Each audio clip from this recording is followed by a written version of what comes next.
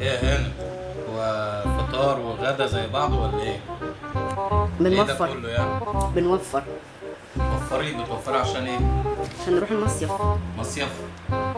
وبالنسبة للعشاء برضه زي كده ولا ناوية تغيري؟ لا، العشاء يبقى جبنة، حاجة خفيفة. جبنا حاجة خفيفة. اه. وفي المصيف برضه هناكل فول وطعمية هناك ولا ناوية تغيري؟ لا، ما احنا بنوفر عشان في المصيف اكلكم لحمة وفريخ. وناوية تطلعي مع مين إن شاء الله؟ ولا حجزتي؟ انا اتصلت وحجزت مع شركة الشامخ. شركة إيه؟ شركة الشامخ. إيه شركة الشامخ دي؟